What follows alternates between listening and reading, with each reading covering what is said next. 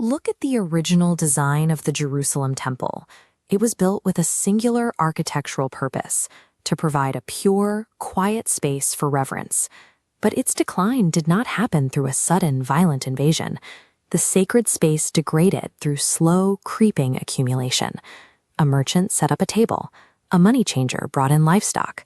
Day by day, commerce expanded and noise quietly filled the courtyards. Eventually, the physical structure reached a state of total corruption.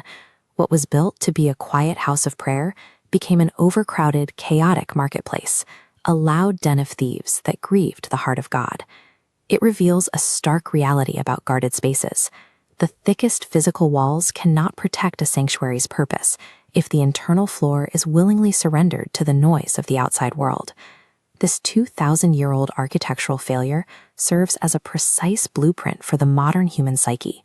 Our own inner temples start pure. That over time, we allow a heavy psychological load to accumulate inside. We bring in our daily fears, our unaddressed distractions, and our hidden emotional burdens. These layered distractions act exactly like the merchants. They act as quiet thieves, slowly stealing our capacity for devotion and crowding the space until there is simply no room left for internal peace. When your internal architecture reaches this state of absolute gridlock, when your mind becomes an unmanageable den of anxiety, how do you physically clear the space? This brings us to Jesus' arrival at the historical temple in his final steps toward the cross. He did not arrive for a polite visit. He entered as a holy authority, asserting immediate dominance over a corrupted space. He took aggressive mechanical action. With burning zeal, he overturned the heavy wooden tables, scattered the coins, and actively drove the merchants and their noise out of the building. When divine authority enters our crowded minds today, it initiates the exact same process. It triggers a highly uncomfortable internal disruption. Psychologically, we experience this as the sudden removal of our emotional crutches. Deeply held habits and comforting distractions are abruptly upended and swept out of our mental geometry.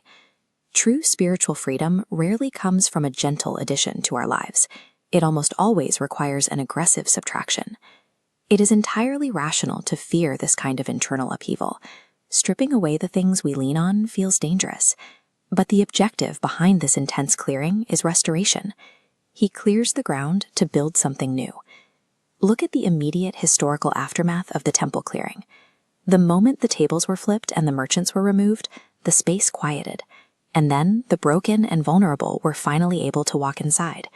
Jesus immediately healed them in the exact space where chaos had previously reigned. This clearing serves a mechanical function. The removal of the old structures makes the arrival of healing and presence possible. The divine method remains identical today. When Jesus approaches us now, he does not survey the mess we've made of our minds to condemn us.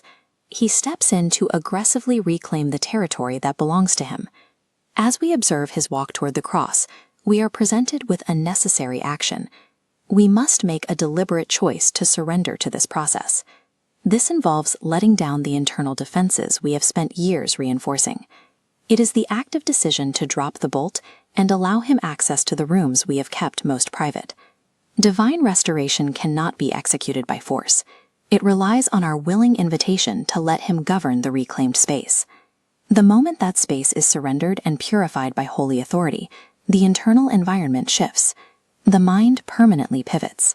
What operated as a crowded, anxiety-ridden den of thieves is restored into a quiet house of prayer.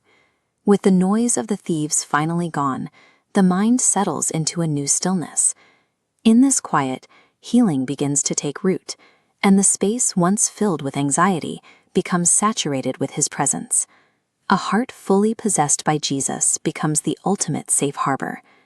The temporary friction of holy disruption is infinitely outweighed by the quiet glory of a restored mind.